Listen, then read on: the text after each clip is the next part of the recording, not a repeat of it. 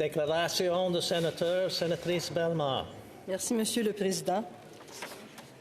Le 16 mars 2023, dans le Vieux-Montréal, un terrible incendie s'est déclaré tôt le matin rue Dupont, alors que 22 personnes se trouvaient dans l'immeuble patrimonial de 3 étages.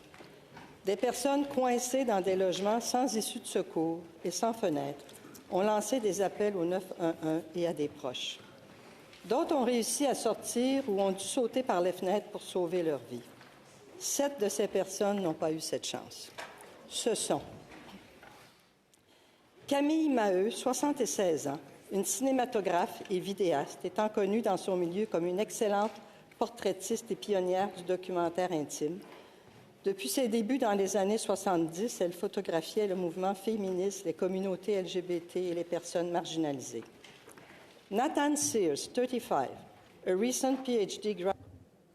Nathan Sears, 35 ans, récemment titulaire d'un doctorat en sciences politiques de l'Université de Toronto. Il était boursier Cadieux-Léger à Affaires mondiales Canada et boursier au Centre Trudeau pour des études sur la paix et les conflits. Connu par ses pairs et ses proches comme un universitaire passionné, il était à Montréal pour la conférence de l'Association des études internationales.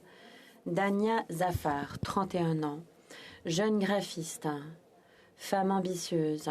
Elle a parlé à son père au Pakistan la veille de l'incendie. Elle était en voyage à Montréal avec son amie Sania K, également âgée de 31 ans, qui était venue à Montréal pour rendre visite à une amie d'enfance.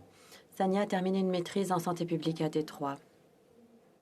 Anne Wu, 31 ans, jeune neuroscientifique prometteuse, qui a obtenu son doctorat à l'âge de 24 ans et travaillait comme scientifique de projet à l'Université de Californie à San Diego. Elle était en visite au Québec pour la conférence académique COSINE.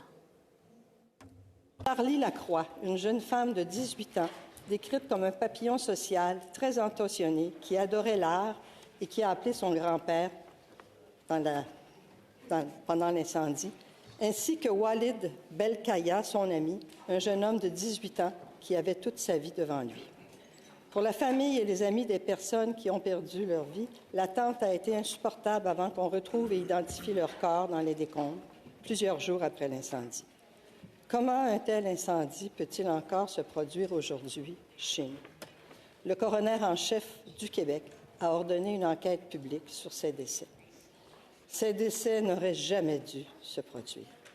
Toutes nos pensées vont aux membres des familles et des proches à qui j'offre toutes mes condoléances. Merci.